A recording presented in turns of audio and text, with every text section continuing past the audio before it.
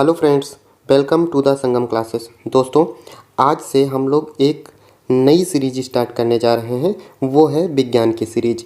इस सीरीज में हम लोग ऑब्जेक्टिव टाइप अर्थात बहुविकल्पीय प्रश्नों का अध्ययन करेंगे। आइए शुरू करते हैं। पहला क्वेश्चन है, अंतराअणुक बल सबसे अधिक प्रबल होता है। अंतराअणुक बल सबसे अधिक प्रबल होता है। ऑप्शन है आपका गैस में, द्रव में, ठोस में और डी ऑप्शन है सभी में समान होता है। इससे पहले कि इस प्रश्न का आंसर आप लोग दें, सबसे पहले आपको जानना होगा अंतराअणुक बल होता क्या है। मैं बताता हूँ। पदार्थ के अणुओं के मध्य लगने वाला बल अंतराअणुक बल कहलाता है। दोस्तों, हम लोग जानते हैं कोई भी पदार्थ छोटे छोटे अणुओं से मिलकर बना होता है, तो इन अणुओं के मध्य लगने वाला बल अंतराअणुक बल कहलाता है। अब आपके प्रश्न का आंसर है, अंतराअणुक बल सबसे अधिक ठोस में होता है।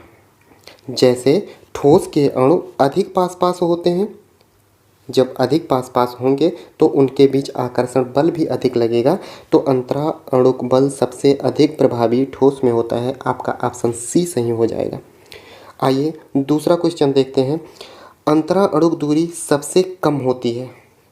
लाजमी है, अगर आपने पहला क्वेश्चन समझ लिया है तो दूसरा क्वेश्चन भी आप अच्छे से समझ जाएंगे और इसका उत्तर आप खुद देने का प्रयास करेंगे। अंतराअणुक दूरी सबसे कम होती है ठोस में।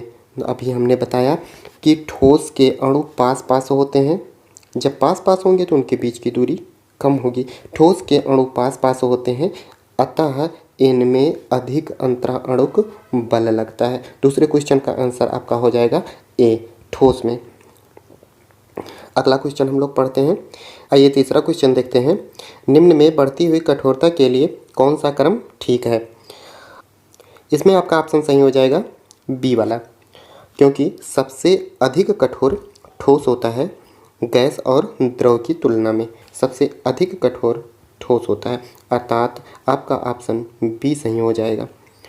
अगला क्वेश्चन द्रव के बारे में आपको बताना है। पहला ऑप्शन है असंपीड्य होता है, इसका आयतन और आकार निश्चित होता है। दूसरा ऑप्शन है बहुत अधिक संपीड्य होता है, इसका आयतन और आकार दोनों निश्चित होता है। ऑप्शन थर्ड अपेक्षाकृत असंपीड्य तरल होता है, इसका निश्चित आयतन परंतु अनिश्चित आकार होता है। अगला है बहुत अधिक असंपीड्य होता है, इसका आयतन निश्चित परंतु आकार अनिश्चित होता है। दोस्तों, द्रव के बारे में हम लोग जानते हैं कि द्रव का आयतन निश्चित होता है और आकार अनिश्चित होता है। जिस पात्र में हम लोग द्रव को डालते हैं वह उसी का आकार ले लेता है। हम लोग सबसे पहले संपीड्यता के बारे में जानते हैं। संपीड्यता क्या होती है? दाब बढ़ाकर आयतन कम करने की प्रक्रिया संपीड्यता कहलाती है। इस आधार पर आपका ऑप्शन सी सही हो जाएगा। अपेक्षाकृत असंपीड्य तरल होता है, इसका निश्चित आयतन परंतु अनिश्चित आकार होता है। अगला क्वेश्चन है ताप बढ़ाने से मिश्रित होने वाले कणों की गति पर क्या प्रभाव पड़ता है। आपके ऑप्शंस हैं घटती है, समान रहती है, बढ़ती है या फिर घटती बढ़ती रहती है। आपका ऑप्शन सी सही हो जाएगा, बढ़ती है, क्योंकि ताप बढ़ाने पर कण की गति बढ़ती है। क्वेश्चन नंबर 6, जब नमक या चीनी को पानी में घोलते हैं तो वे कण जल में कणों के बीच कहाँ समावेशित हो जाते हैं। आपके ऑप्शंस हैं भरे हुए स्थानों में, ऑप्शन बी है अधूरे स्थानों में, ऑप्शन सी रिक्त स्थानों में तथा ऑप्शन डी बचे हुए स्थानों में। आपका ऑप्शन सही हो जाएगा सी, रिक्त स्थानों में। हम जानते हैं कि प्रत्येक पदार्थ छोटे छोटे कणों से मिलकर बना होता है। उन कणों के बीच में जो स्थान होता है वही रिक्त स्थान होता है। जब नमक को पानी में या चीनी को पानी में डाला जाता है या किसी भी पदार्थ को पानी में डाल के घोला जाता है तो वह उन्हीं स्थानों में समावेशित हो जाते हैं। आगे है किसके कण निरंतर गतिशील होते हैं। आपको पता है पदार्थ के कण निरंतर गतिशील होते हैं, अर्थात ऑप्शन सी सही हो जाएगा। आगे है जलती हुई अगरबत्ती की सुगंध दूर तक फैलती है। आपके ऑप्शंस हैं कणों की गतिशीलता से, अगरबत्ती की सुगंध पदार्थ से, अगरबत्ती के जलने से, हवा चलने से। आपको पता है ऑप्शन ये सही है, कणों की गतिशीलता से। जब कण एक स्थान से दूसरे स्थान तक जाते हैं तो अपने साथ सुगंध को भी लेकर जाते हैं। क्वेश्चन नंबर 9 है, पदार्थ के कणों में कौन सी ऊर्जा होती है? आपके ऑप्शंस हैं स्थितिज ऊर्जा, गतिज ऊर्जा, विद्युत ऊर्जा या चुंबकीय ऊर्जा। हम सभी लोग जानते हैं कि जो पदार्थ होते हैं इनके कण गतिशील होते हैं, अर्थात सभी पदार्थों में गतिज ऊर्जा होती है। बी सही हो जाएगा, गतिज ऊर्जा। क्वेश्चन नंबर 10 है, तापमान बढ़ने से कणों की गति पर क्या प्रभाव पड़ता है? ऑप्शन ये है, कणों की गति घटती है, बी समान रहती है, सी बढ़ती है और डी घटती बढ़ती है। हमें पता है जब किसी भी पदार्थ का तापमान बढ़ाया जाता है तो उसके अंदर उपस्थित जो कण होते हैं उनकी गति बढ़ती है, अर्थात आपका ऑप्शन सी सही हो जाएगा, बढ़ती है। अगला क्वेश्चन है, दो विभिन्न कणों का स्वतः मिलना कहलाता है मिश्रण, संयोजन, संयुक्तीकरण या फिर विसरण। हम जानते हैं दो या दो से अधिक पदार्थों के कणों का अंतः मिश्रण विसरण कहलाता है, अतः ऑप्शन डी सही हो जाएगा, विसरण। अगला क्वेश्चन है, किनका निश्चित आकार, स्पष्ट सीमाएं और स्थिर आयतन होता है? ऑप्शन ए गैस का, बी द्रव का, सी ठोस का, डी किसी का नहीं। आपसे पूछा गया है आकार, सीमा एवं आयतन किसका निश्चित होता है? आपका ऑप्शन ये सही हो जाएगा, ठोस का। अगला है, किसकी संपीड्यता नगण्य होती है? किसकी संपीड्यता नगण्य होती है? आपका ऑप्शन है ठोस का, द्रव का, गैस का, किसी का भी नहीं। इससे पहले कि इस क्वेश्चन का आंसर आए आपको ये पता होना चाहिए कि संपीड्यता होती क्या है। दाब बढ़ाकर आयतन कम करने की प्रक्रिया संपीड्यता कहलाती है। यह पदार्थ के कणों के बीच अंतरा अणुक रिक्त स्थानों पर निर्भर करती है। ठोस में अंतरा अणुक स्थान पहले से ही कम होता है, अतः ठोसों की संपीड्यता बहुत कम होती है, अर्थात नगण्य होती है। आपका ऑप्शन ये सही हो जाएगा, ठोसों की संपीड्यता नगण्य होती है।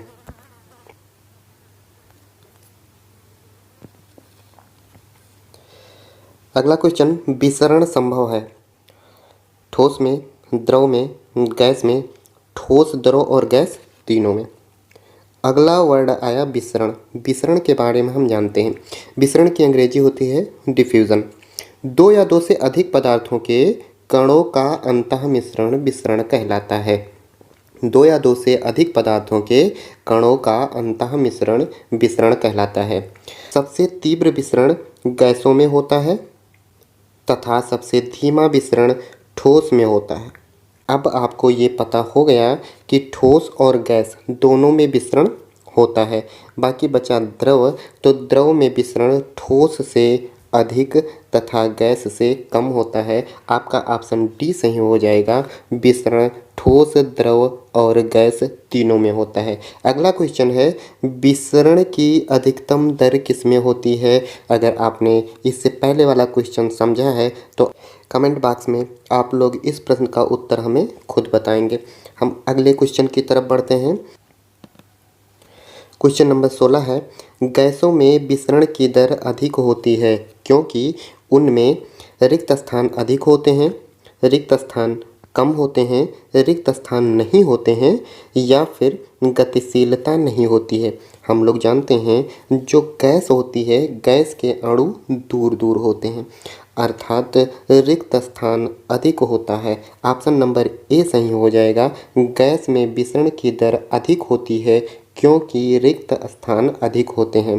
क्वेश्चन नंबर 17 हम लोग देखेंगे, गैस के कणों की गति बढ़ जाती है। गैस के कणों की गति बढ़ जाती है। अभी हमने ऊपर वाले क्वेश्चनों में पढ़ा है कि जब तापमान बढ़ाते हैं तो पदार्थ के अणु अधिक गतिशील हो जाते हैं, अर्थात जब पदार्थ के तापमान को बढ़ाया जाता है तो उनमें उपस्थित कण गति करने लगते हैं। 17 का ए ऑप्शन सही हो जाएगा आपका, तापमान बढ़ाने से। अगला क्वेश्चन हम लोग देखते हैं 18 नंबर क्वेश्चन। किस अवस्था में कणों की गति अनियमित एवं अत्यधिक तीव्र होती है? ठोस की अवस्था, द्रव की अवस्था, गैस की अवस्था या फिर किसी की नहीं। हम लोग जानते हैं जो ठोस होता है उनके अणु पास पास होते हैं, अर्थात उनमें अंतरा अणुक बल जो होता है वो अधिक लगता है, अर्थात ठोस के अणु में अनियमित गति नहीं होगी क्योंकि अधिक आकर्षण बल लगता है।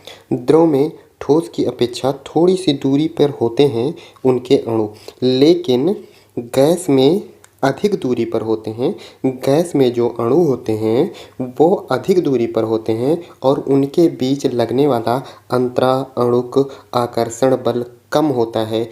इसीलिए आपका ऑप्शन सी सही हो जाएगा कि गैस के जो अणु होते हैं वो अनियमित एवं अत्यधिक तीव्र गति से गति करते हैं।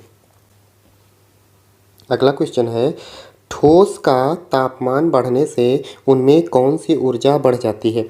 दोस्तों इसके ऑप्शंस हैं प्रकाश ऊर्जा, स्थितिज ऊर्जा, गतिज ऊर्जा और ध्वनि ऊर्जा।